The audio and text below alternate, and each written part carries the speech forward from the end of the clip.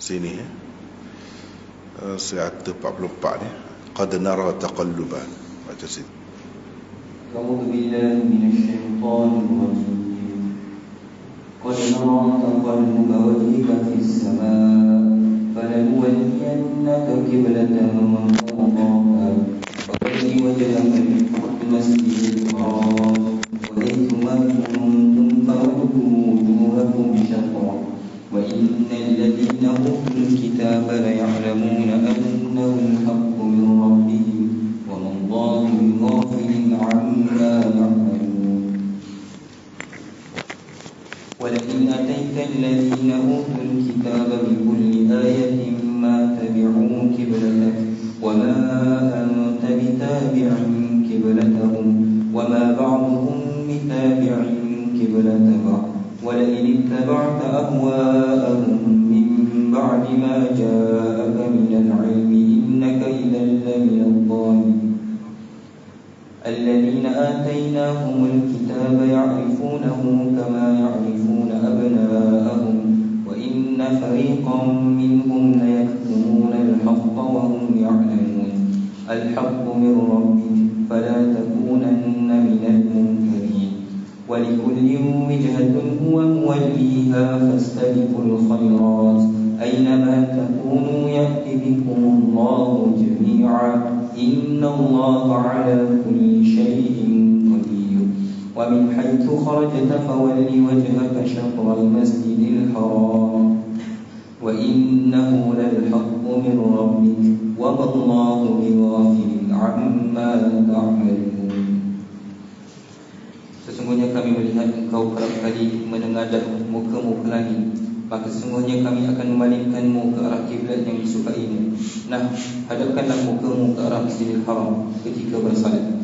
Dan di mana saja kamu, wahai orang-orang Islam berada, hadapkanlah mukamu ke arahnya ketika bersalat. Dan sesungguhnya orang-orang Yahudi dan Nasrani yang dikurniakan Alkitab itu memang mengetahui bahawa berkiblat ke Masjidil Haram itu adalah suatu perintah yang benar dari Tuhan mereka. Dan Allah sekali-kali tidak lalai dari apa yang mereka lakukan. Dan sesungguhnya jika engkau membawa segala macam bukti kepada orang-orang Yahudi dan Nasrani yang dikurniakan Alkitab itu, nescaya mereka tidak akan mengikuti kiblatmu, dan engkau pun tidak sekali-kali akan mengikut kiblat mereka tanpa perintah daripada Allah. Malah sebahagian mereka tidak mahu mengikut kiblat sebahagian yang lain. Dan sesungguhnya jika engkau menurut kehendak nafsu mereka setelah datang ilmu berupa wahyu kepadamu, maka sesungguhnya engkau kalau begitu termasuk dalam golongan orang-orang yang zalim. Orang-orang Yahudi dan Nasrani yang telah kami kurniakan Alkitab kepada mereka memang mengenalinya Muhammad seperti mereka mengenali anak-anaknya sendiri. Dan sesungguhnya segolongan dari mereka menyembunyikan kebenaran, sedangkan mereka mengetahui salahnya perbuatan yang demikian. Kebenaran itu adalah dari Tuhanmu. Oleh itu janganlah sekali-kali engkau termasuk dalam golongan orang-orang yang ragu.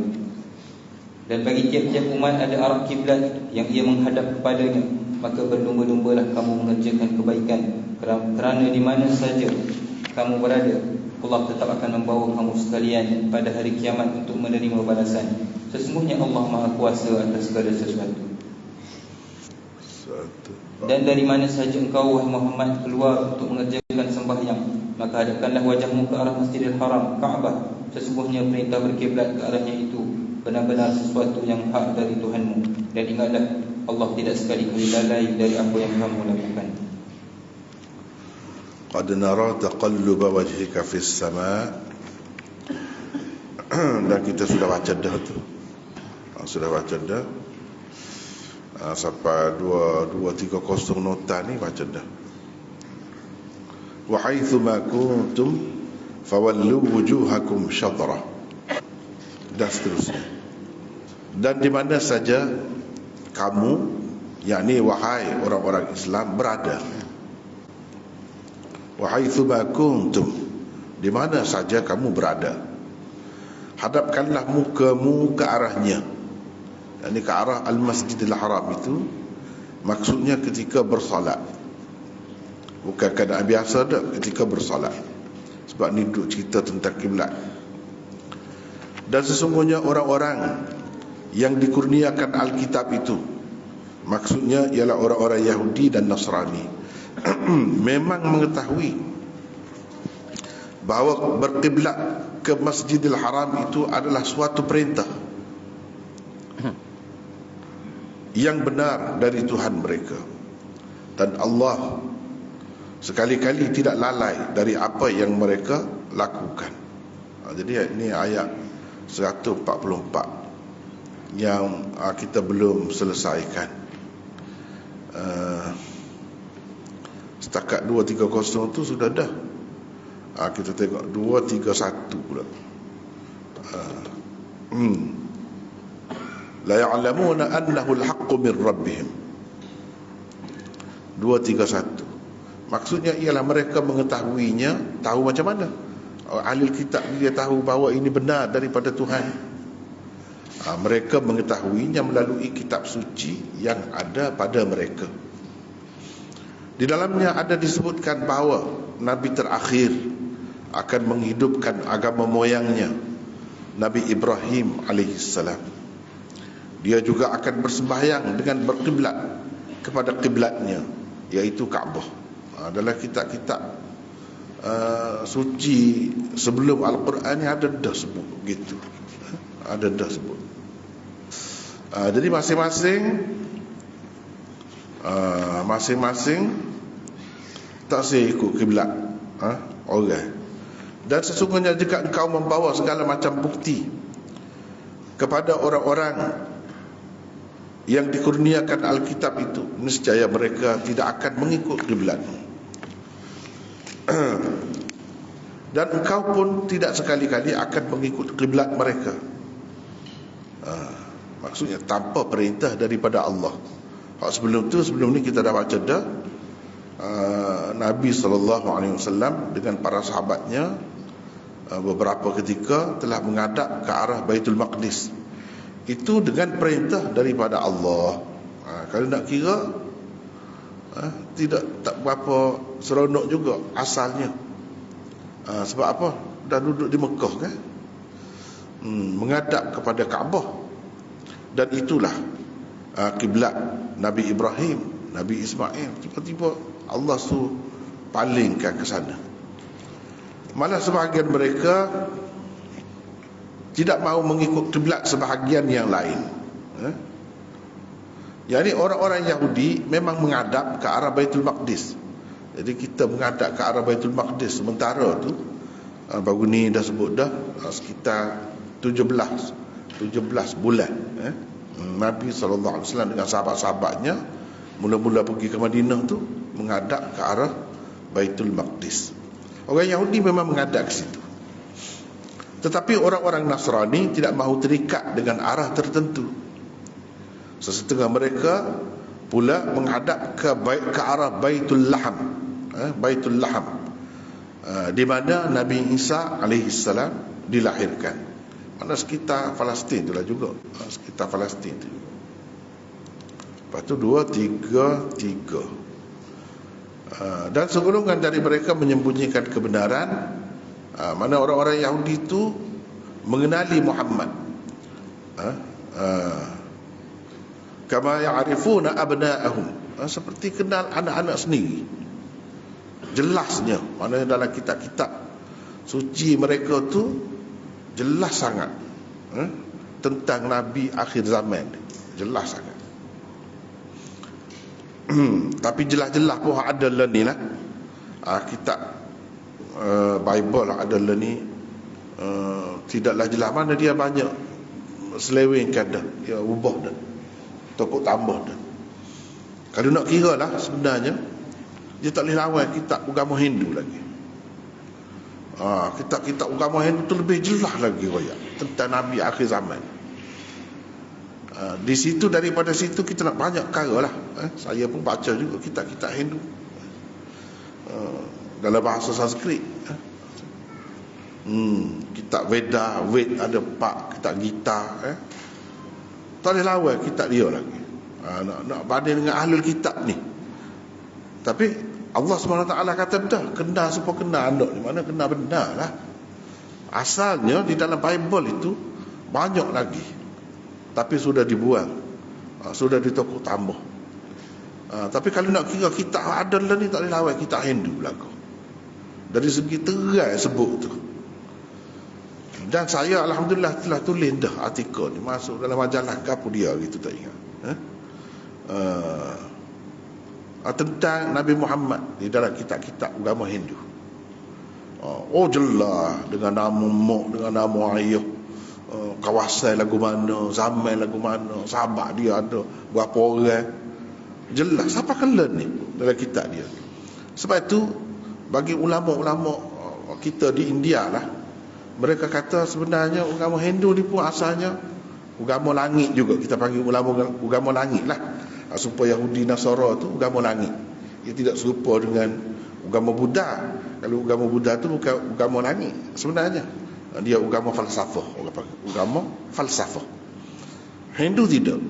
Hindu ni banyak, sebab banyak bukti-bukti menunjukkan daripada langit, daripada Tuhan juga asalnya. Cuma seperti kitab-kitab yang lain lah, telah diselewengkan, ditokok tambah, dibaiki sana sini, buang. Jadi seperti yang ada lah ni, seperti yang ada lah ni. Kalau nak kira dalam kitab dia tu, siapa kelan ni, lembu tu boleh makan. Tapi kita tengok Allah, lembu juga dipuja gitu mon. Padahal ada lagi dalam tu. Ini salah satu jasa lah ulama kita di sana. Saya tengok Allah, khidmat dia bagus. Sebab bagi mereka mudah nak belajar bahasa Sanskrit itu. Sebab bila boleh bahasa Hindi, mudahlah bahasa Sanskrit. Jadi mereka pergi kepada kitab-kitab tu. Jadi ulama-ulama kita ni hafal kitab dia pun. Hak tu dia tak lagi. Sebab tu jadi sebulan ni tekanan kuat kepada orang Islam. Dahsyat sebenarnya. Saya duduk tengok, jaga tengok, dahsyat tekanan, cabaran kepada umat Islam sana lah ni. Dia kalau boleh tak boleh jadi rakyat. Pasal apa? Pasal lepas seorang-seorang masuk Islam, kuat orang Hindu. Pendeta dia pun, dia kita panggil Tok Sami dia. Bila berdebat dengan ulama-ulama kita tak lagi, akhirnya masuk Islam ramai. Hak tu dia takut. Hak kita tak tahu sini khidmat tu Zakir Naik je. Sebenarnya dah ramai lagi sana, lebih daripada, hebat daripada Zakir Naik. Kalau dalam bab ni lah. Cuma Zakir Naik tu dia banyak cabar. Banyak cabar agama Kristian, agama lain-lain tu. Tapi kalau hak khusus Hindu ni, memang ulama kita hak duduk sana tu lebih banyak lagi khidmat dia. Dan dia boleh baca tu, ingat pasih. Apa di kitab-kitab Weda tu duduk mulut. Jadi sebab tu tak lagi. Jadi kerajaan pun pusing ya. Pusing. Sebab tu jadi sekarang ni sampai Zakir Naik pun tak boleh balik negeri dia. Sebenarnya dalam tu banyak lagi, dia tak boleh bendung. Dan akhir-akhir tu dia igat seorang ulama ramai dah igat je, kena igat salah seorang ni. Dia ni masuk Islam, Kalim, Maulana Kalim Siddiqui, ni lama masuk Islam ke dia. Kena igat dia, duduk dalam jail lagi lah ni. Gitu keadaan di India ni. Dia kalau boleh orang Islam tu dia buat nyaya tu sampai nak lari, nak tubik, gilai. Itu keadaan di India lah ni. Tapi kalau nak kira kitab lah asal dia, tak boleh lawan kitab ni dia lagi. Dari segi menggambarkan Nabi Muhammad ni Nabi akhir zaman, tak boleh lawan. Banyak sangat. Bukan dalam sebuah dua kitab. Banyak. Jadi kita nampak hak ni pun tentulah kitab daripada langit juga asalnya. Kalau kitab daripada langit, mana Sri Rama, Krishna ke apa tu, dia betul lah sebenarnya. Mungkin lah, sebab ni cerita sebelum Nabi kita, sebelum daripada Nabi Isa lagi. Mungkin dia waktu tu Nabi asalnya, tapi akhirnya jadi Tuhan. Serupa dengan Kristian lah. Nabi Isa tu manusia, jadi Tuhan akhirnya. Jadi hak ni pun mungkin lah, kita tidak kata dengan pasti. Sebab kalau tengok kepada kitab dia tu, memang banyak ajaran tauhid dalam tu. Tauhid ni ada lagi. Bila-bila dia buat tu, sebab banyak kan. Dan orang-orang dia, orang awam dia tak reti ke satu, umumnya tak reti. Hak reti kitab tu nya, tu saminya lah. Tapi nasib baiklah ulama kita ni masuk dalam bidan tu mana sampai ke dalam. Jadi dia royak kau orang ramai. Bila royak kau orang ramai, kau tahulah, oh kita kena tipu selama ni, kena tipu ke pokok ni, pokok tu Sami ni, tu Sami pun ramai masuk Islam. Itulah takut. Itu dia takut. Tapi halas sebab kita tahu dalam Islam ni kau tekan dia kau kuat. Sebab akulah kita kata kau masuk kau dalam kau kemah. Dia biasanya lagu tu tabiat Islam. Jadi di sana pun begitu. Di sana pun begitu. Terutama anak-anak muda ni. Tapi dia menimbulkan kebencian lah. Menimbulkan kebencian. Kata orang Islam ni pengganah tuduh gitu gini. Itulah benarnya. Dia main cara lagu tu. Terutama kajian Hotland ni. Sebab dasar hati dia tu begitu. Dulu semasa saya duduk sana tak ada gitu hubungan molek orang Islam dengan orang kafir. Duduk gimana? Mesra ya. Tak ada gapo. Ni orang politik main peranan. Sebab dia tak boleh duduk dah, ada ni tekanan daripada bawah ni. Suruh kawal kalau tidak masuk Islam. Kalau tidak. Dia buat dalik, dia panggil buat dalik. Dalik ni kasta rendah lah. Demo tu amal benar masuk Islam. Sebab duduk dalam Hindu apa istimewa? Hindu sudah diselewengkan ni lah. Tak ada keistimewaan apa lah. Kalau masuk Islam, dia tengok orang Islam ni bagus. Pokok tu amal benar masuk Islam. Dan masuk dalam Islam ni, orang Islam layan serupa je. Sedangkan dia sebelum masuk Islam, nak minum air ni kita pergi kedai, dia ada gelas suku. Kalau kita orang payah nak terima tu. Gelas suku, dia tak boleh sentuh, bayar pun tak boleh sentuh. Bawa malam petaka, bawa siap, usah kau gelas. Jadi kalau dia pergi, dia tak boleh duduk atas kursi. Gelas dia ada suku untuk minum. Boleh buat dia. Bila cacang gitu minum, sia tengok. Dahsyat.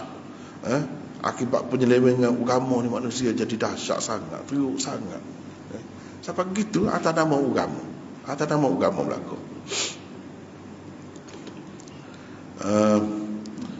Tak apa ni, maknanya orang-orang Yahudi Nasara ni pun begitu juga. Dia kenal sangat Nabi dulu. Terutama hak semasa Nabi ni. Nak sampai ke ni kitab Bible tu sentiasa diubah, ditukuk tambah. Sentiasa ditukuk tambah. Sampai zaman Nabi tu ada lagi sebenarnya kitab-kitab Bible hak terpelihara. Dan tidak banyak tukuk tambah. Jadi kira-kiranya pendeta-pendeta dia pada masa tu, padri-padri dia tu memang tahu hak sebenar. Tahu hak sebenar. Inilah yang diceritakan di dalam Quran ni 2:3. Mereka mengenali Nabi Muhammad sallallahu alaihi wasallam daripada kitab suci yang ada pada mereka. Sifat-sifat penyudah sekalian Nabi yang tersebut di dalamnya semuanya tepat dengan Nabi Muhammad sallallahu alaihi wasallam. 2:3-4. Walikullin wijhatun huwa muwalliha. Dan bagi tiap-tiap umat ada arah kiblat yang ia menghadap kepadanya. 2:3-4. Sama ada ia benar atau tidak. Sama ada ia benar atau tidak tak kira lah, tapi ada lah. Masing-masing hak ni menghadap kau ni, hak ni menghadap kau ni. Masing-masing agama tu ada. Kalau kita duduk di India suka juga dari satu segi pengalaman saya. Hampir nak hari ada hari kita kata 10 hari jemaah ni. Dah kalau hari jemaah orang Islam, hari Minggu dia cotilah pokok dia. Hari Sabtu orang Yahudi ada juga sana. Hari Ahad apa nama dia orang Kristian. Hari Isnin ada agama lain pula. Hari Selasa ada agama lain pula, Sikh pula. Hari Rabu ada Hindu pula. Hari Khamis ada macam-macam semua. Sepanjang minggu tu ada saja hari mulia bagi tiap-tiap agama tu. Dan masing-masing dia berasa lega dengan hak tu. Betul hak dia. Tu nak ayat sini. Bukan masalah kiblat saja. Masalah benda-benda lain pun gitu juga. Dia berasa puas hati dengan cara dia tu. Kita duduk siang dia. Dia tak ada gapo. Dia tak ada gapo. Dia tak boleh makan ayam, tak boleh makan gapo, daging, tak boleh makan benda hidup. Kita siang dia. Siang dia ni. Dia tak ada gapo. Dia rasa dia bahagia, dia rasa dia paling betul. Ini agama punya pasal. menyebabkan manusia betul-betul lah hak ni lah apa nama dia, orang kafir, orang komunis kata agama ni candu rakyat, ialah sungguh ialah sungguh. Sama ada ia benar atau tidak, direstui Allah atau tidak, tak kira dah, pegang tu. Kalau begitu ia sejajar dengan apa yang tersebut pada firman Allah di dalam surah Al-Ma'idah ini. Di tempat yang lain Allah SWT sebut gini, baca: وأنزلنا إليك الكتاب بالحق مصدقا لما بين يديه من الكتاب ومهيمنا عليه فاحكم بينهم بما أنزل الله ولا تتبع أهواءهم عما جاءك من الحق لكل جعلنا منكم شرعة ومنهاجا ولو شاء الله لجعلكم أمة واحدة ولكن ليبلوكم فيما آتاكم فاستبقوا الخيرات إلى الله مرجعكم جميعا فينبئكم بما كنتم فيه تختلفون. Bermaksud, dan kami turunkan kepadamu wahai Muhammad Al-Kitab, yakni Al-Quran, dengan membawa kebenaran untuk mengesahkan benarnya kitab-kitab suci yang telah diturunkan sebelumnya, dan untuk memelihara serta mengawasinya. Maka jalankanlah hukum di antara mereka ahli kitab itu dengan apa yang telah diturunkan oleh Allah kepadamu, dan janganlah engkau mengikut kehendak hawa nafsu mereka dengan menyeleweng dari apa yang telah datang kepadamu berupa kebenaran. Untuk tiap-tiap umat di antara kamu kami berikan peraturan dan jalan yang terang dalam agama. Sekiranya Allah menghendaki, nescaya kamu dijadikannya satu umat sahaja. Tetapi Allah hendak memuji kamu pada apa yang telah dikurniakannya kepadamu. Oleh itu berlumba-lumbalah kamu membuat kebaikan, yakni beriman dan beramal saleh. Kepada Allah jualah tempat kembali kamu semuanya. Maka Dia akan memberitahu kamu tentang apa yang kamu perselisihkan itu. Jadi di sini kalau kita perhati dalam ayat ini disebut salah satu sifat Al-Quran yang muhaimin wa muhaiminan alaih. Kitab-kitab lain itu sudah ditokok tambah, sudah diselewengkan, sudah baiki sana sini. Kita nak tahu hak mana hak betul. Di dalam kitab hak dulu, Quran lah yang jaga je. Quran lah kaya hak sebenarnya. Nabi ni lagu mana hak sebenarnya, Nabi ni lagu mana. Di dalam kitab-kitab Bible juga diselewengkan, teruk-teruklah Nabi ni, gambarannya. Manusia orang biasa pun tidak lagu tu. Nabi-Nabi ni dia gambarkan gitu. Jadi hak sebenarnya misalnya Nabi Daud misalnya. Nabi Daud tu gila ke bini orang, dan Nabi Daud tu melakukan perbuatan sundal dengan isteri orang. Tengok isteri orang duduk mandi, lalu dia terpikat. Lepas tu dia kira-kira kecek, tidur sekali dengan bini dia tu. Lalu lahirlah Nabi Sulaiman. Mana Sulaiman tu, Nabi Sulaiman tu anak zina lah kira-kira. Pas jahatnya Nabi Daud ni, dia hantar muka bini orang, dia hantar suami dia tu pergi perang, tempat yang tidak mungkin selamat lah. Tempat yang tidak mungkin selamat. Akhirnya matilah. Dia pun nikah. Itu cerita. Tapi Sulaiman tu anak sebelum nikah. Dia tu sudah bersama dah dengan isteri Uriah tu, Batsheba nama dia kan, dalam kitab dia sebut tu. Jadi teruklah Nabi Daud ni. Padahal bagi dia anggap, padahal Nabi orang dia, bangsa dia. Dia sayang sangat, dia mulia sangat, dia puja sangat bangsa dia, pelebih sangat bangsa dia. Tapi dia telah selewengkan seorang Nabi tu jadi teruk sampai begitu. Dan dia tidak anggap Nabi pun, dia anggap hanya raja saja, Nabi Daud tu, Nabi Sulaiman tu. Jadi Quran lah yang betul kaya. Nabi Daud tu Nabi, bukan raja saja. Dan orang baik, orang juru. Itu maksud muhaimin. Muhaimin ni mana kita nak tahu hak sebenar, tengok Quran.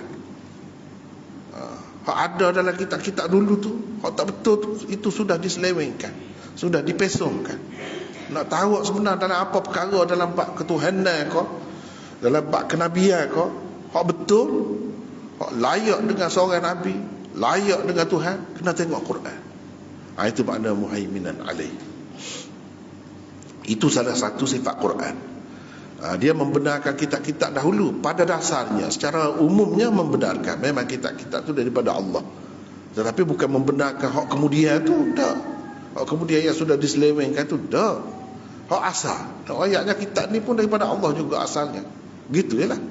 Kita pun sekadar tu ya, percaya. Daripada Allah berlaku. Tetapi kena percaya itu sudah diselewengkan. Sebab itulah dia jadi bercanggah dengan kita tu. Maksudnya ialah Allah telah mengurniakan kemampuan dan kebebasan memilih kepada manusia untuk mengujinya, sama ada ia hendak memilih peraturan dan jalan agama yang terang atau memilih kesesatan dan kekufuran. Jadi makna dalam ayat dia sebut kalau Tuhan nak buat manusia ni jadi satu pun boleh.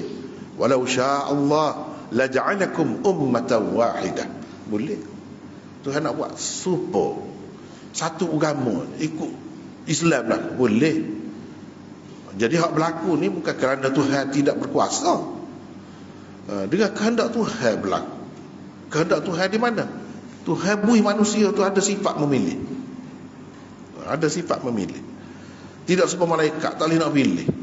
Dia hanya tahu buat benda molek saja, tak ada pilihan. Kalau dia buat dah tu malaikat tu, untuk apa lagi nak buat lagu tu? Ada dah. Tak nampaklah kekayaan Tuhannya. Maha bijaksana, maha kaya Tuhan, maha berkuasa Tuhan. Dia buatlah manusia kita ni, kebetulannya Tuhan pilih jadi manusia. Maka bila ada memilih dah, atas dasar tu lah, ni pilih ni, ni pilih ni. Gitu. Kalau Tuhan nak buat satu saja, boleh. Itu dia raya. Hak sebenar tu, hikmat dia buat tu apa? Itulah. Untuk Tuhan nak uji. Tuhan nak uji. Manusia nak pilih, nak pilih jalan agama Allah ke atau kesesatan dan kufuran. Allah boleh saja menjadikan manusia itu tidak mempunyai kemampuan dan kebebasan memilih. Boleh, seperti dia buat malaikat dah. Maka jadilah sekalian manusia itu satu umat sahaja tanpa sebarang pilihan. Ataupun seperti binatang-binatang lain, tak ada pilihan. Gitu je, tak ada pilihan. Oleh kerana kejadian manusia itu dengan kehendak Allah, dilengkapkan dengan kemampuan memilih, maka tidak samalah pilihan mereka. Situlah yang jadi beza tu. Asalnya sifat memilih tu Tuhan beri. Termasuklah juga soal kiblat. Kita jangan lupa ni duduk bicara pasal kiblat ni. Ni pun dia gitu juga. Biar apapun masing-masing berpuas hati dan bahagia dengan pilihannya. Sementara dalam dunia ni lah bahagia cara dia tu. Sebagaimana kita duduk sia ke dia duduk sia kita. Dia duduk sia kita, gitulah. Kamu wahai umat Islam, janganlah mudah terpengaruh dengan mereka. Sebaliknya, hendaklah kamu berlomba-lomba mengerjakan kebaikan. Dan kebaikan itu hanya terletak pada jalan yang ditunjukkan oleh wahyu dari Allah dan juga sunnah Rasulnya.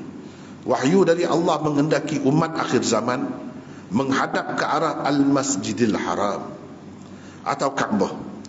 Setelah mereka menghadap ke arah Baitul Maqdis, maka padanya lah terletak kebaikan dan kebajikan. Padanya lah juga pasti ada perkenan dan restu Allah. Jadi masalah kiblat ni hak tu, hak Allah nak, hak Allah berkenan. Jadi kita kena terima hak tu, pilih hak tu lah. Kalau pilih hak lain, jadi sesak barat lah. Tu benarnya. Demikianlah salah satu tafsiran. Tadi tu salah satu tafsiran bagi walikulli wijhatun huwa muwalliha fastabiqul khairat. Jadi kalau kita tengok ulama-ulama tafsir kan dia faham. Satu tafsiran hak tadi. Ni tafsiran kedua. Boleh juga nak pakai lagu ni pun boleh juga. Comel juga. Jadi Quran tu kan dia istimewa kan. Kita tengok kok ni pun comel juga. Tengok kok ni pun comel juga. Ni hak yang kedua. Demikianlah salah satu tafsiran berdasarkan terjemahan yang diberikan di atas bagi firman Allah, walikullin wijhatun huwa muwalliha fastabiqul khairat. Terjemahan yang lain pula bagi ayat ni, firman Allah ini ialah untuk masing-masing daripada umatmu Jadi seseolahnya Nabi, apa ni Allah kata ni kepada Nabi kita. Dia tuju kepada Nabi kita, walikulli wijhatun ni. Bukan kepada sekalian manusia ada. Tuju kepada Nabi kita. Jadi untuk masing-masing daripada umatmu ada arah Kaabah yang akan dihadapinya. Kalau hak ni lebih sesuai dengan cerita kiblat sebelum pada ni tu. Sebab ada cara ke kiblat ni. Nak ayatnya umat Nabi Muhammad ni kan memang jadi kenyataan pula ni. Kita duduk alih ni menghadap kepada barat. Hak duduk barat ni menghadap arah ke timur. Hak duduk ni kedudukan Kaabah tu. Itu maksudnya. Berdasarkan terjemahan ini, tafsirannya ialah Islam akan tersebar. Ni. Mana dalam ayat ni ada isyarat dah Islam ni akan tersebar ke serata dunia. Ada dah isyarat. Ke segenap pelosok dan arah alam. Orang-orang yang berada di tempat-tempat itu juga akan menghadap ke arah Kaabah bila bersembahyang. Ada yang menghadap ke arahnya dari timur, ada dari barat, ada dari selatan, dan ada juga dari utara. Artinya ialah Kaabah itu akan menjadi kiblat bagi umat Islam yang berada di segenap pelosok alam, sebagaimana dapat disaksikan hari ini. Betul lah, jadi kenyataan. Sedang molek pak tapai tu kata, pak segi molek. Jadi semua menghadap ke itu. Jadi ayat ni satu berita gembira kepada Nabi SAW dan isyarat bahawa umat Islam ni akan aman, akan ada segenap arah, dan semuanya menghadap kepada kiblat yang sama. Kepada kiblat yang sama. Dan ia bersesuaian dengan firman Allah di bawah ini. Baca pula.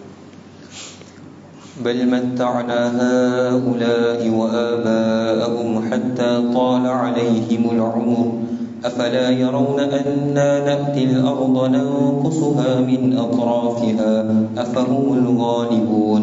Bermaksud bukan benda-benda yang dipertuhankan itu yang memberi kesenangan kepada mereka. Bahkan kami biarkan mereka dan nenek moyang mereka menikmati kesenangan hidup hingga berlanjutanlah umur mereka dalam keadaan yang menyebabkan berlaku perkara yang tidak diingini mereka. Maka tidakkah mereka melihat bahawa kami datangi daerah bumi yang mereka kuasai dengan menguranginya sedikit demi sedikit dari sempadan-sempadannya? Jika demikian halnya, maka adakah mereka yang akan menang? Jadi kehendak Allah tu begitu. Ini kita tak tengok hadis lagi. Kalau tengok hadis kan, nampak sebelum kiamat ni dunia ni akan mesti Islam merata berlaku. Itu berita gembira tu kepada kita orang Islam. Nampak kalau kita learn ni kena tekan ni, sana sini. Tapi kalau berdasarkan hadis, ni ayat ni hak tu lah sebenarnya. Jadi kosmik masuk Islam. Semuanya menghadap kepada Kaabah itu. Kalau kita tengok hadis lagi jelas lah. Tapi moga kita tafsir Quran dengan Quran kan, tak boleh gilas itu. Itu kena tengok hadis lah. Kalau dalam hadis memang jelas umat Islam ni semua akan sapa. Mereka bukan sapa Islam dah. Mereka tak mereka lagi kita kan. England tak mereka lagi. Australia tak mereka lagi. InsyaAllah satu hari nanti akan sapa masa dia. Lagu mana tak tahu. Tapi akan sapa. Mereka berkuasa Islam. Sebelum tu juga macam-macam lah. Ada benda kalau kita baca hadis lah tak suka lah. Sedih. Kalau orang faham molek sedih. Kadang-kadang rasa tak seriwayak kau orang. Rasa tak seriwayak, takut sedih. Jadi perkembangan pasal turun naik umat Islam ni dia banyak lagi. Betul kata kiamat dekat. Tapi kalau tengok kepada alamat-alamat Nabi Raya tu tak tahu bila lagi. Jauh lagi. Sebab tak berlaku lagi banyak kan. Hak Nabi Raya banyak dah sampai kita ni pun. Hak dia Raya tu kita bertemu dah, tapi banyak lagi. Hak tidak. Hak tidak. Baiklah, daripada segi menghadap ke arah Kaabah dan Al-Masjidil Haram, umat Islam sama sahaja. Tidak ada kelebihan bagi orang-orang yang menghadap ke arahnya daripada mana-mana pihak sekalipun. Namun banyak lagi kebaikan-kebaikan dan kebajikan-kebajikan lain yang boleh dibuat mereka untuk mendapat pahala.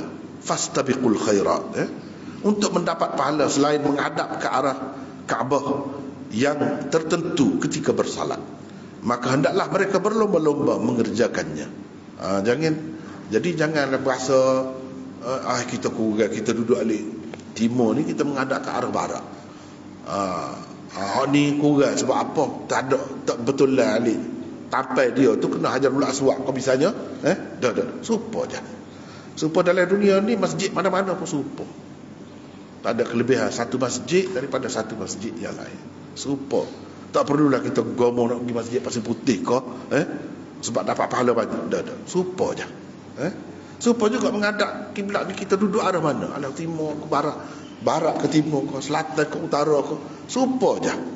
Jadi tak sedap berebut lah waktu tu, supa je Tuhan raya. Kalau nak dapat kelebihan, berlomba-lomba lah cari kebajikan, buat benda lain. Benda lain banyak kan kita boleh buat. Benda lain, tolong orang miskin, tolong anak yatim, bela orang yang teraniaya, buat kerja-kerja kebajikan. Tu ialah berlaku lah tu. Berlomba-lomba lah lain. Pahala kita boleh dapat situ. Nak dapat pahala kita duduk alih ni, mau dapat pahala menghadap kiblat dah. Waktu supa je. Tak sedap berebut lah tu. Berebut lain. Banyak lagi orang lain nak dapat pahala. Itu maksudnya. Jadi ini salah satu tafsiran, dan dia lebih berkait dengan kiblat tu. Sesuai lah dengan ayat-ayat sebelum pada ni. Menarik juga tafsiran ni. Tapi hak tadi pun yalah juga. Hak ni tanpa kita pergi kepada hadis-hadis, tanpa kita pergi kepada pendapat ulama tu, berdasarkan apa yang ada dalam Quran saja. Dah dua dah kita dapat situ. Dua dah kita dapat situ. Dan bagi tiap-tiap umat ada arah yang ia menghadap kepadanya, maka berlomba-lombalah kamu mengerjakan kebaikan. Inilah hak kita bicara tadi.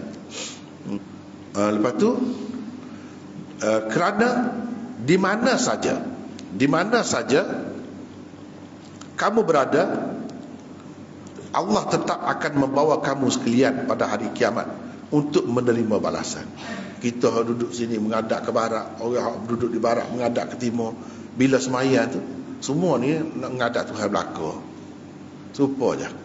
Lepas tu Tuhan akan kira lah pada hari kiamat untuk menerima balasan 2, 3, 5. Inilah sebabnya kenapa kamu perlu berlomba-lomba membuat kebaikan. Sebabnya ialah semua kamu akan mati.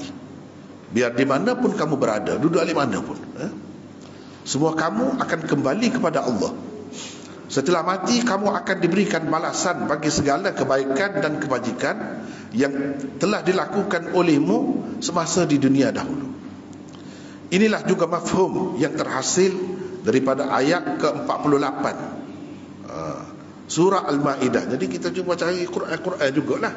Sebab tafsir Quran dengan Quran kan hak dekat-dekat dengan ni. Mana lagi ayat? Mana lagi ayat? Duduk mana lagi? Kita tengok serupa je, saling menyokong, menguatkan satu sama lain. 48 surah Al-Ma'idah yang baru dikemukakan tadi, firman Allah, Aynama takunu ya'ti bikumullahu jami'a. Boleh juga diterjemahkan tadi, boleh juga diterjemahkan dengan dimanapun kamu berada, Allah akan menghimpunkan kamu. Maksudnya ialah di Baitillah pada musim haji, khususnya orang-orang yang telah ditakdir Allah akan mengerjakan haji. Kamu duduk mana pun Allah akan kumpulkan. Kalau tadi kata kumpulkan kiamat besok lepas mati tu, ni dah. Kalau kita pakai tafsiran ni, ia lebih dekat dengan hak sebelum ni. Semua berkait dengan kiblat, dengan Kaabah, dengan Al-Masjidil Haram tu. Nah, ayatnya di mana pun kamu berada, Allah akan menghimpunkan kamu. Mana-mana pergi Mekah tu, buat haji tu. Maksudnya ialah di Baitillah pada musim haji. Sebab apa? Semua orang Islam kena pergi. Hak ditakdirkan pergi tu kan pergilah, jumpalah. Tak kena apa. Pada tahun yang sama, orang negeri Malaysia dengan orang negeri Cina tu hak berkenaan tu, hak nama sekian-sekian tu pergi tahun tu. Tuhan siapa dia tu buat beri pun jadi pergi situ tu? Allah. Ni. hak ada kait dengan Al-Masjidil Haram.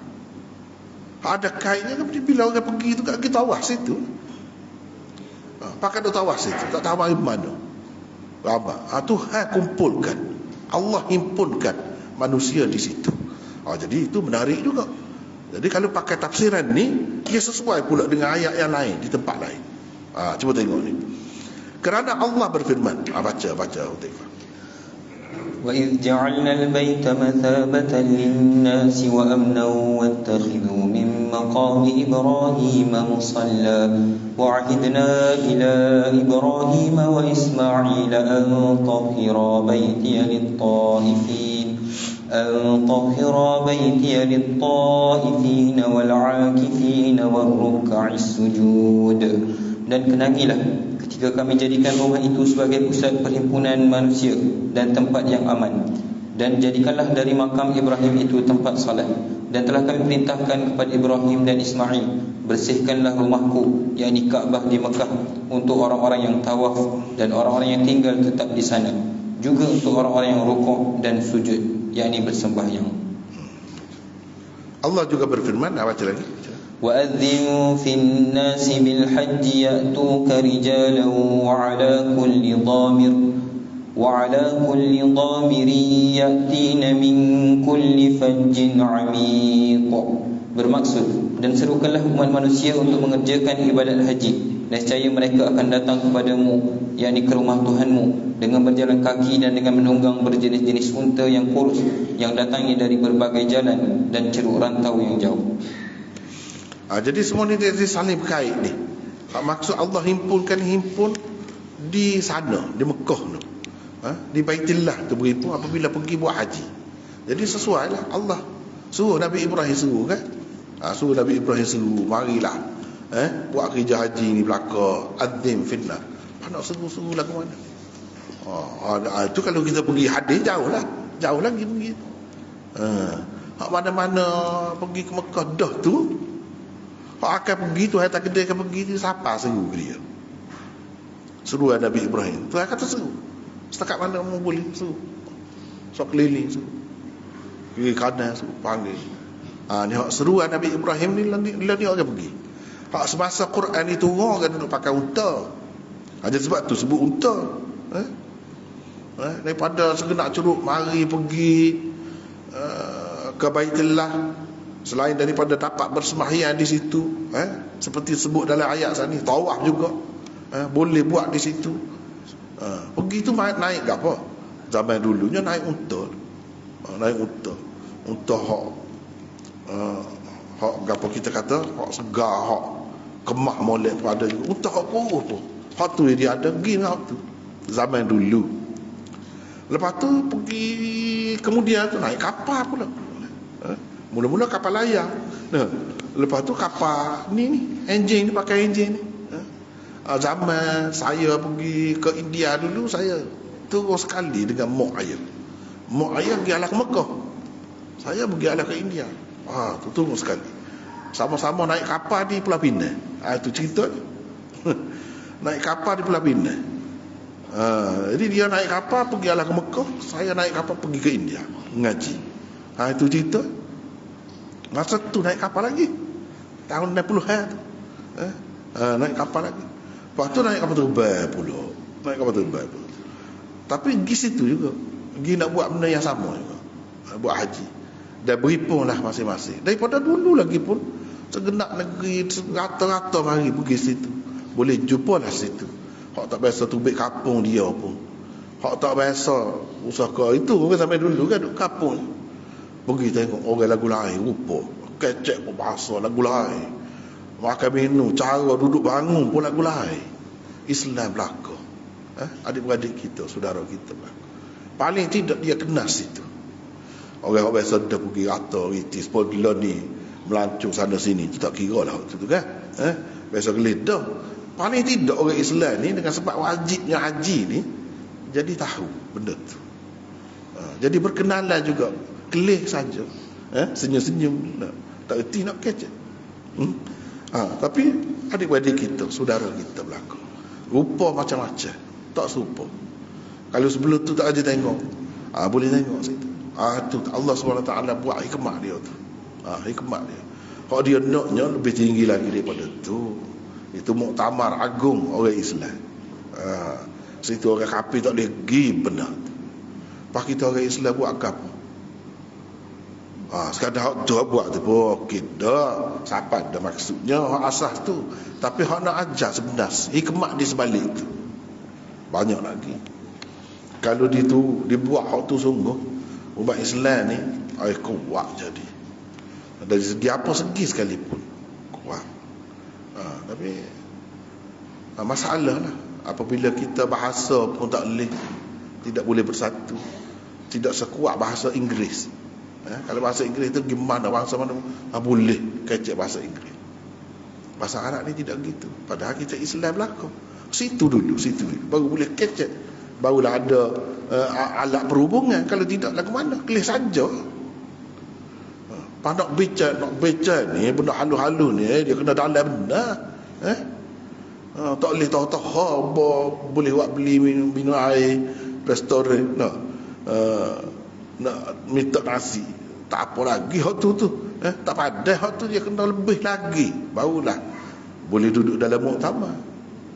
Hak tu hendaknya boleh bincang segala-galanya masalah kita umat Islam. Muktamar bincang tempat kita bermesyuarat. Tapi hak syarat pertama pun tak lulu dah. Apa gaya? Syarat pertama pun tak lulu dah. Kita lebih utamakan bahasa lain. Bahasa lain boleh pergi bicara sana sini boleh.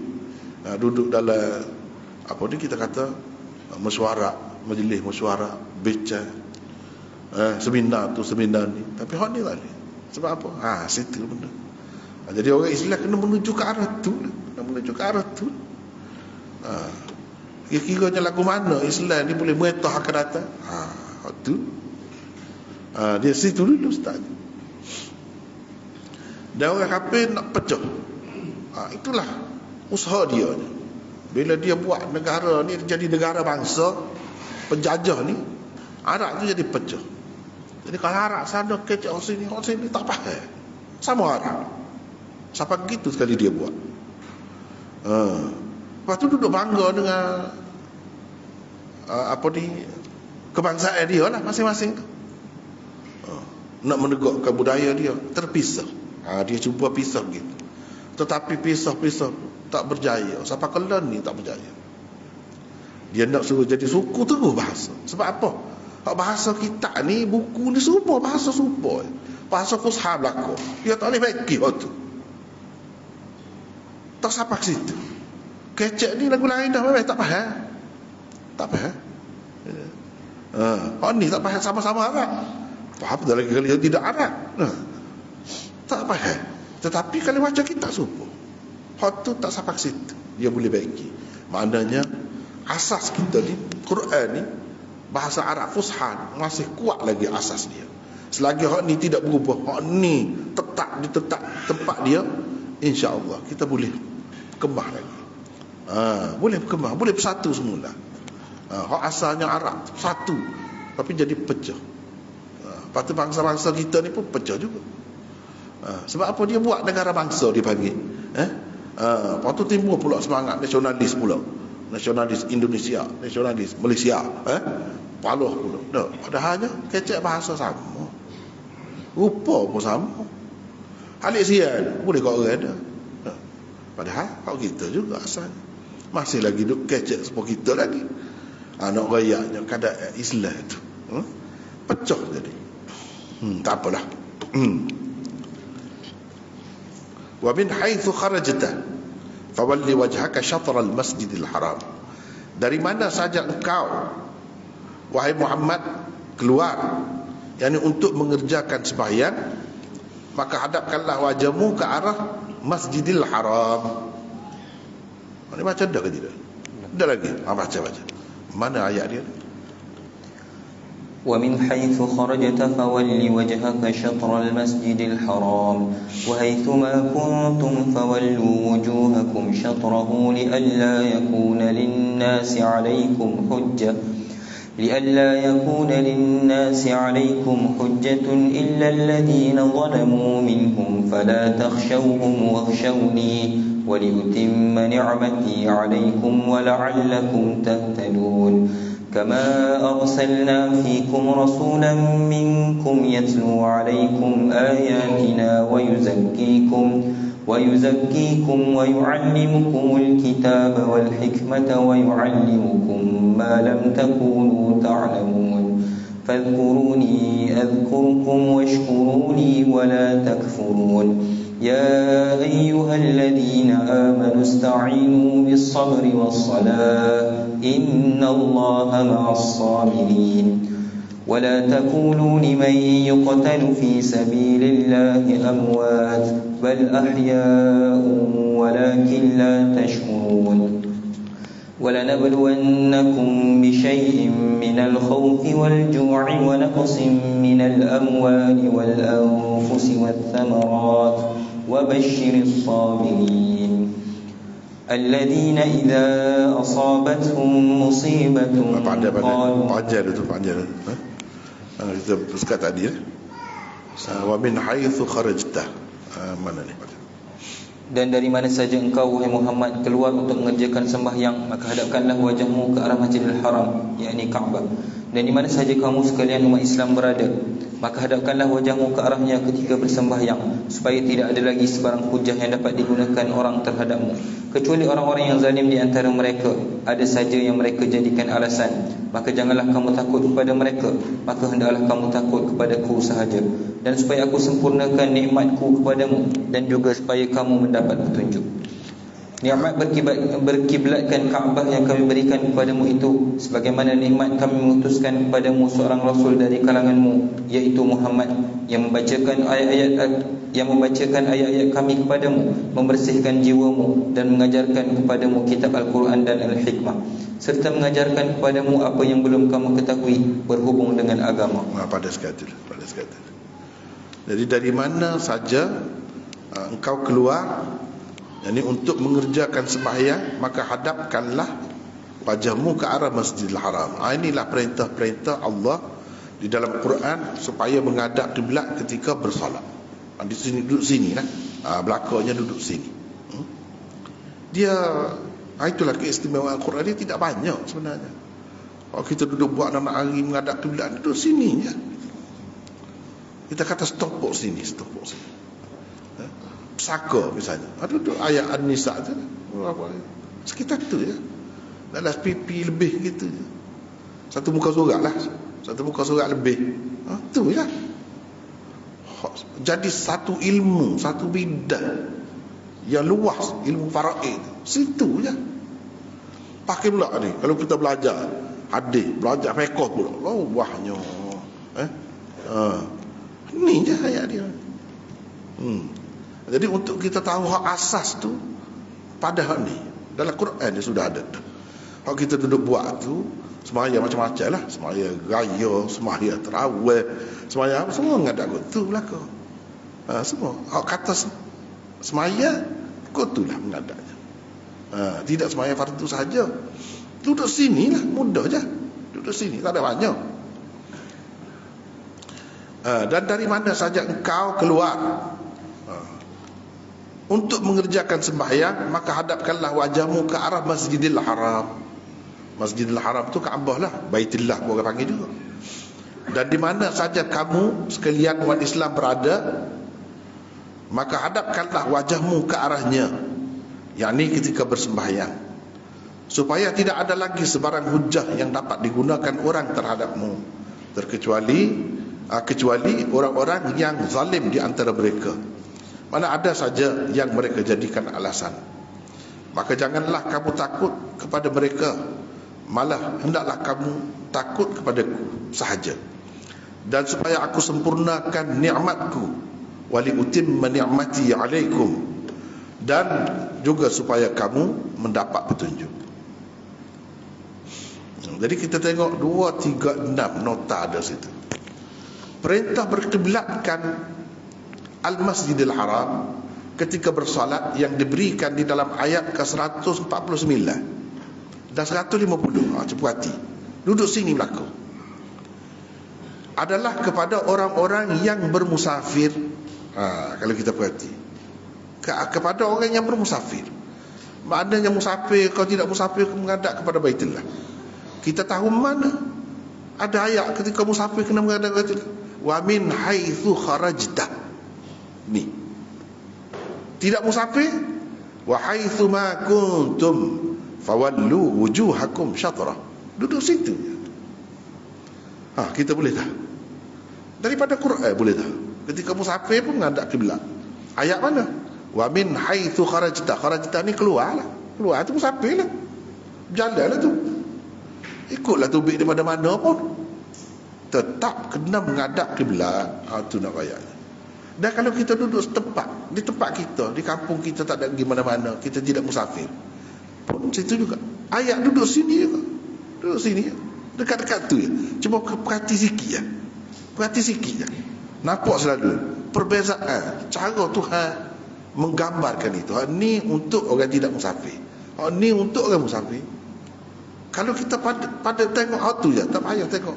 Kalau tengok hadis tu memanglah jelas lah tu. Lagi jelas. Tapi hak ni pun teradah. Teradah. Kalau tengok hadis terang lagi bersuluh lah. Begitu. Sementara perintah berkiblatkan Al-Masjidil Haram ketika bersalat yang diberikan di dalam ayat 144 pula adalah untuk orang-orang yang bermukim. Perbezaan ini difahami daripada rangkai kata wa min haitsu kharajta yang terdapat pada ayat ke-149 dan 150. Ia tidak tersebut pada ayat 144. Mungkin kita buat apa? Ni beza sikit-sikit ya beza. Apa? Hikmahnya tu. Ni untuk bermukim, ni untuk musafir. Nampak selalu situ. Kesimpulannya ialah menghadap ke arah kiblat ketika bersolat itu wajib dalam kedua-dua keadaan, bermukim dan juga bermusafir. Kena menghadap kiblat juga. Daripada firman Allah sendiri kita boleh tahu. Cuba hak perinciannya lagi, hak tu kena dalam hadis lah. Dalam hadis tunjuk kalau kita sembahyang sunat lah, sembahyang sunat boleh atas kenderaan. Nabi SAW sendiri pun selalulah bersembahyang atas kenderaan dia. Tapi dia tunjuk kepada kita lah ke mana? Ngadap kiblat dulu. Sebelum start tu ngadap kiblat, lepas tu pusing ikut lagi lah ke mana pun tak apa. Kalau sembahyang sunat, sembahyang fardu tak boleh, kena turun. Kalau selagi boleh turun lah atas kapal terbang, tak ada arah lah kita kata. Ikutlah hak tu, tak kira dah tu. Hak tu termasuk dalam apa ni? Ayat hak tu fasamma wajhullah. Aina ma tuwallu fasamma wajhullah. Hak tu pun dia berkait dengan kiblat juga. Kiblat ketika kita tak boleh nak menghadap kiblat. Ketika tu mana-mana pun Allah. Kemana pun kamu menghadap, di situ wajah Allah. Mana di situlah Allah berkenan. Allah suka, Allah redha, terima berlaku sembahyang kamu, walaupun tidak menghadap kiblat. Ketika tidak boleh lah. Ketika boleh, kena menghadap. Bahkan sembahyang fardu kena turun. Kecuali kalau tak boleh turun, ada yang cerita lah. Tapi sembahyang sunat pun mula-mula start tu kena menghadap kiblat dulu. Lepas tu barulah tak apa nak pergi ke mana-mana. Atas kenderaan pun tak apa. Dia berbeza di situ. Hak tu perincian tu dalam hadis-hadis. Kalau nak perincian lagi hak ranting-ranting, hak tadi capai-capai besar, hak ranting-ranting fiqh dah pula. Fiqh pula. Semuanya perlu. Sebab nak tahu hak kasar, hak asasnya Quran. Inilah asas. Baik. Sebagaimana nikmat kami mengutuskan kepadamu seorang rasul. Jadi nikmat berkiblatkan Kaabah yang kami berikan kepadamu itu satu nikmat sebenarnya. Sebagaimana nikmat kami mengutuskan kepadamu seorang rasul dari kalanganmu, yaitu Muhammad, yang membacakan ayat-ayat kami kepadamu, dan seterusnya kita sudah baca tadi 237. Sesuai dengan firman Allah. Jadi hak ni hak lagu ni ayat lagu ni Tuhan sebut ni, Tuhan ungkit ni, orang panggil minnah. Ni beberapa kali ni Nabi Tuhan utuskan seorang Nabi dari kalangan kamu. Dari kalangan kamu tu mana manusia lah semua kamu, bukan makhluk lain. Susah nak berhubung. Tu satu nikmat dah tu. Lepas tu Nabi tu mari ajar kamu baca ayat-ayat kami, membersihkan jiwa kamu, mengajarkan kamu. Hak ni bukan setempat Tuhan sebut. Sebab apa? Nikmat ni besar. Dia panggil minnah, nikmat yang layak disebut beberapa kali, patut disebut beberapa kali. Besar dia ni, mana dia ni. Sebab tu beberapa tempat, sebab tu kita tengok sini. Bukan sini saja, tempat lain pun gini juga disebut. Cuma kadang-kadang dia dahulukan perkataan dia sikit, kadang-kadang betul-betul serupa, kadang-kadang dahulukan hak ni kemudian di sini hak ni pula dulu. Dia beza sikit-sikit je, tapi benda yang sama, benda yang sama. Cuba kita tengok sini sesuai dengan firman-Nya di dalam surah Al-Jumu'ah. Dalam surah Al-Jumu'ah pun benda yang sama juga. Cuba tengok, baca. Hudzaifah. Huwallazi ba'atha fil ummiyina rasulan minhum yatlu 'alaihim ayatihi wa yuzakkihim wa yu'allimuhumul kitaba wal hikmah wa in kanu min qablu lafi dhalalin mubin. Bermaksud, dialah yang telah membangkitkan dalam kalangan orang-orang Arab ummiyin yang berpusat di kota Mekah seorang rasul dari kalangan bangsa mereka sendiri, yang membacakan kepada mereka ayat-ayat Allah dan membersihkan mereka dari i'tiqad yang sesat, serta mengajarkan kepada mereka kitab suci Al-Quran dan hikmah As-Sunnah, dan sesungguhnya mereka sebelum itu adalah dalam kesesatan yang nyata. Jadi benda ni samalah dengan dalam Baqarah, Al-Baqarah yang kita duduk baca. Benda yang sama disebutkan. Apa? Sebab benda ni besar sangat. Dia orang panggil minnah, nikmat. Ya dah, minnah ni nikmat yang patut disebut berulang kali. Dan Allah sebut ni sebagai nak ungkit nikmat dia, biar manusia ni sedar. Ini benda besar ni Tuhan bagi. Benda besar Tuhan bagi. Dia tak sebut dia beri tanah ke, dia beri harta ni, dia beri buah tu buah ni. Tak, dia tak sebut. Hak ni hak menentukan manusia ni jadi manusia. Hak ni lah. Ada hak lain tak ada jaminan. Tapi kalau ada hak ni, ikut Nabi, ikut Quran, ikut hikmah sunnah maksudnya, dan ikut bimbingan Nabi. Jadi tazkiyah wa yuzakkihim, menyucikan jiwa mereka.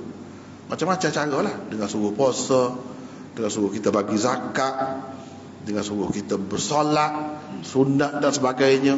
Itu semua cara-cara untuk menyucikan jiwa. Tak salah kita duk cari hak lain, pada dah tu. Jadi hak ni beberapa kali disebut. Kalau nak kiranya kamunya dulu dalam kesesatan yang nyata.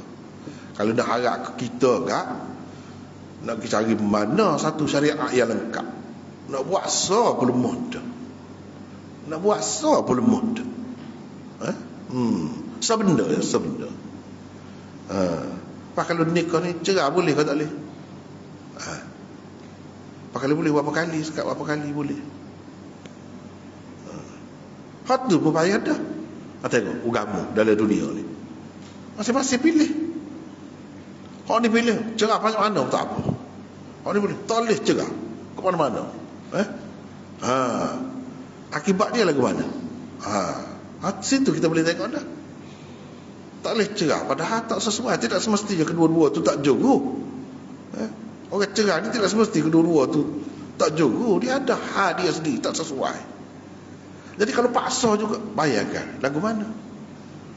Neraka dunia. Tuhan beri jalan. Ada agama tak boleh cerah. Tak boleh cerah. Ada orang boleh bebas pula ikut nak cerah berapa kali pun. Tak ada hak. Tapi kita nak buat gana ni, nak peraturan. Kalau kita buat, orang sama dia nak tunggu hak kita. Bukan sebenar. Tak ada mau agama lah juga, walaupun orang ikut lah, ikut mana-mana pun orang boleh tunggu. Tak ada mau agama. Kalau tak ada mau agama lain, tak boleh. Sorang kita lah jawabnya. Kalau kita bagi idea pun, itu baru sah baru. Seterusnya, apa orang manusia di bank air, tidak bemo. Kalau kita buat bemo, mana? Nah. Nak menentukan ke mana? Siapa dia yang menentukan kita? Sebab tu kata agama ni banyak. Sumbangan agama kepada manusia. Kalau kita sedar tu, kalau tidak hari pun kita tak tahu hari kapan nak cuti. Berapa hari ni orang panggil hari Ahad? Berapa hari Isnin? Berapa? Ini hari Khamis? Berapa? Tak tahu. Wa in kanu min qablu la fi dhalalim mubin. Ya dah sungguh tak tahu apa gitu. Kalau tak ada panduan agama, saintis tak boleh wui benda tu. Tak boleh wui. Lepas tu hari ni, hari lebih, hari Minggu kita kata. Berapa hari Ahad? Hari mula-mula Tuhan buat kejadian alam ni Ahad. Isnin hari yang kedua. 6 hari kan Tuhan dalam masa 6 hari dia buat langit bumi. Situ lah hari. Tengok agama raya tu, benda lagu tu dah semua terima, semua dunia terima, supaya walaupun dia buat hari dia hari Jumaat, kita hari Jumaat, dia hari Sabtu, Yahudi hari Sabtu, Kristian hari ini, orang agama ni, tapi hari seminggu juga. Dan dalam menentukan hari, orang mana hak tu dah sebab apa dikatakan betul. Orang mana betul hari Jumaat, kau tu betul. Dia kata tak betul hak dia.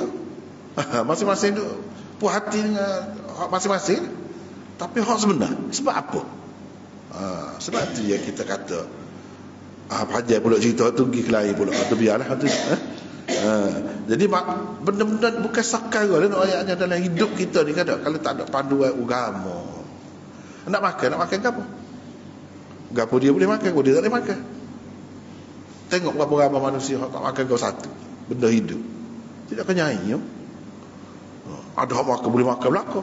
Baik kok sembelih lagu mana pun tak kira ada binatang seksa ke tidak. Pakai ambil rembah dinding rembah atas latar kau biar mampu, ataupun pulah tekuk gitu. Ikut asal apa? Lepas tu boleh makan lah. Kalau tidak lagu mana, dia kena mampu dulu. Nak tahu mana? Banyak bukan sekarang lah. Pandak semaya Tuhan banyaknya beri kita nikmat. Kalau orang beri 10 riyal, kita terima kasih bokok-bokok. Terima kasih dah. Pak Tuhan beri banyak gini, kita nak terima kasih ke dia ke mana? Buntu lah.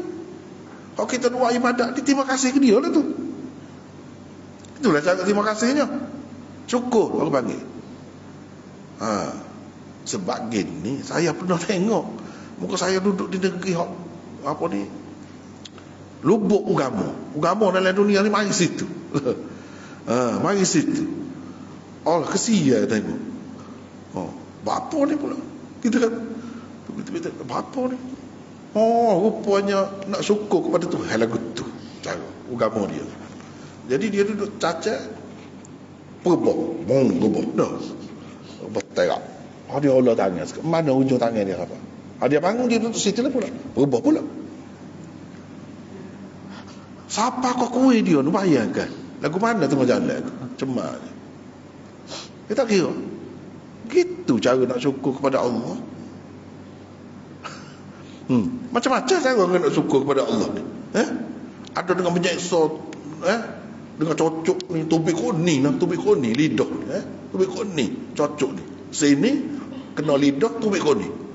Tu cara nak bersyukur kepada Allah. Ya kau ni agama Melaka tu orang dah buat tu.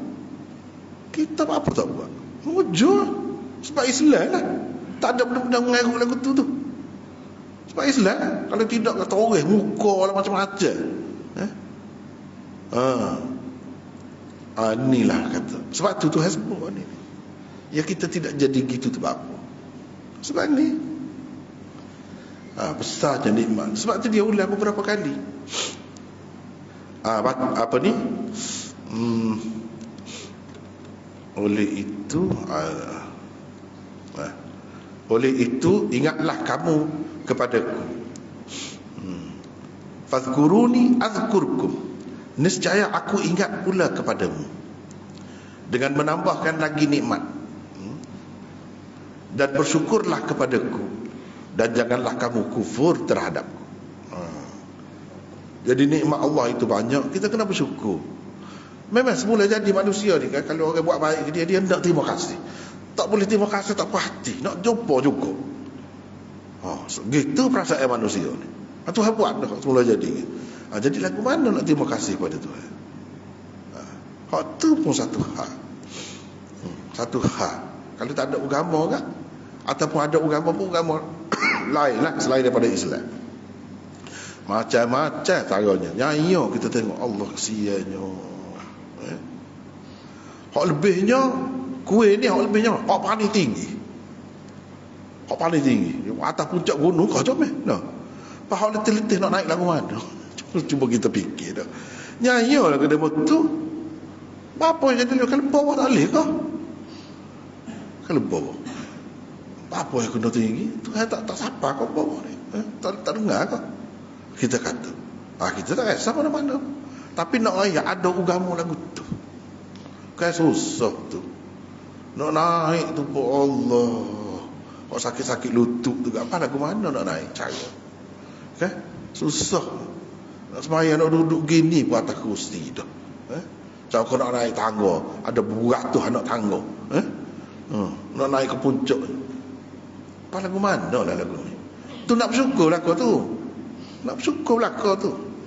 Tapi kalau lok ke manusia kan, lagu tu. Sebab tu Tuhan sebut ni nikmat besar dia. 2, 3, 8. Dengan menolak kufur tu lagu mana? Hak sini lah dalam konteks ni. Dengan menolak pengutusan Muhammad sebagai Nabi dan Rasul terakhir. Kerana Allah berfirman, baca. Ni tempat lain lebih kurang juga. Benda ni juga disebutnya. Baca. لقد من الله على المؤمنين إذ بعث فيهم رسولا من أنفسهم يتلو عليهم آياته ويزكيهم ويعلمهم الكتاب والحكمة وإن كانوا من قبل لفي ضلال مبين. Bermaksud sesungguhnya Allah telah mengurniakan nikmat-Nya yang sangat besar kepada orang-orang yang beriman setelah Dia mengutuskan dalam kalangan mereka seorang rasul dari bangsa mereka sendiri yang membacakan kepada mereka ayat-ayat Allah dan membersihkan jiwa mereka dari kepercayaan yang sesat, serta mengajar mereka Alkitab, yakni Al-Quran, dan hikmah, yakni pengetahuan yang mendalam mengenai hukum-hukum syariat. Dan sesungguhnya mereka sebelum kedatangan Muhammad itu adalah dalam kesesatan yang nyata. Dan di dalam firman-Nya yang lain disebutkan kelebihan bersyukur dan akibat buruk kufur atau tidak bersyukur kepadanya. Begini, baca. وَإِذْ تَأَذَّنَ رَبُّكُمْ لَئِن شَكَرْتُمْ لَأَزِيدَنَّكُمْ وَلَئِن كَفَرْتُمْ إِنَّ عَذَابِي لَشَدِيدٌ. Bermaksud, dan ingatlah ketika Tuhan kamu memberitahu, demi sesungguhnya jika kamu bersyukur nescaya aku pasti akan menambah nikmat kepadamu, dan demi sesungguhnya jika kamu kufur akan nikmatku maka azabku amatlah dahsyat. Jadi semua kita duduk baca ni kan, mengadap pada Baitullah, sembahyang, apa sebenarnya? Pergi tawaf, nak bersyukur, nak menyatakan kesyukuran kepada Allah. Kalau kita faham hal tu mudahlah. Kadang-kadang orang dia malas sembahyang, dia tak faham gapo dia sembahyang tu sebenarnya. Kalau dia faham, orang hak tak sembahyang tadi, kalau orang bui dah 100 ke 1000, terima kasih penuh-penuh mulut. Pitih ya tu. Kalau tu hawi lelah sementara dah. Sesak nafas tak boleh nyawa. Apa makna ada pitih pada ketika tu? Nak ke gapo sebenarnya? Ni kita hidup bayar bila? Boleh menyawa sepanjang tak serah pun, tak serah. Moga kita tak sakit, tak serah. Kalau sakit baru serah. Kalau kita tak serah pun tangan jari kita ni ada. Setara tu habui. Tak bersyukur. Teruk benar lah kalau begitu. Jadi semaya, puasa, gapo ni sebenarnya syukur. Itu bentuk-bentuk syukur yang kita buat, tidak jadi teruk, tidak jadi kita dijatuh sebagai manusia. Tetap terhormat. Cuba tengok semaya kan, diri, rokok, Tak ada pelik-pelik lopak kau. Lopak tinggi kau. Ataupun buat sopa binatang. Sebab tu apa? Tak boleh duduk sopa binatang. Sebab kedudukan kita tu tidak sesuai. Kalau kita duduk buat ni kan, atas langit, malaikat duduk buat belakang. Ada kiam saja, ada hak rokok saja sepanjang masa, ada hak sujud saja. Ini hak tu hebui kita ni. Comelnya beradak apa. Kena pula syarat pula bersih pula. Tu cara bersyukur kita. Comel. Kalau ada apa nama ni puasa, pendaklah kita kata puasa lapar pun tidak sampai ke bulu kan, sampai pesek. Nak wirasa sikit, biar ingat orang hak tak makan sehari 2 hari lagu mana sehari siang malam tak makan 2 hari lagu mana mung sehari. Cuba tengok, nak suruh mikir bila-bila tu je. Itulah wa yuzakkihim tu. Itulah cara Islam menyucikan jiwa manusia, membentuk peribadi manusia tu, gitulah. Comel apa. Kalau sebab binatang tak boleh sana. Sebab tu jangan duduk seperti binatang buah duduk. Rapak ni ketika sujud ni, rapak. Dia kena agak. Sebab binatang kan duduk rapak gitu. Cuba tengok singa, rimah rapak gitu. Lepas tu sujud tu jangan sebuah ayat patut ni kata. Patut cepat sangat. Kita siwi serupa. Tak ada serupa dengan binatang. Sombong misalnya, duduk gini, cukup pinggan, maya. Tu orang nak gocok. Ada, maya. Ada. Ni tunduk. Patuh nampak. Taat. Tu letak tangan sini. Letak tangan sini. Tu. Cara orang patuh tunduk tu kepada Allah. Cuba kalau tengok tu padan dah. Jadi kita kena bui faham tu. Ibadat-ibadat ni selain daripada lain-lain rahsia di sebalik tu syukur kepada Allah. Tu ya. Tak kata saya bersyukur kepada Allah. Begitu banyak dia bui kita. Lepas tu janji dah kalau mu syukur tak ada rugi. Aku kau tambah lagi. Tapi kalau kamu kufur, inna azabi lasyadid. Tu janji dia. Ancaman dia. Jangan lagu tu. Kalau kufur, azabku teruk. Dahsyat azabku. Lepas tu kita pergi ke mana ni? Ni pula. Ya ayyuhalladzina amanu ista'inu bis-sabri was-salah. Ni ayat lain pada sekat tu lah dulu malam ni. Sudah molek dah tu. Sampai ke ayat 152. InsyaAllah kita akan sambung seterusnya 153. Wallahu a'lam. Wa akhiru da'wana.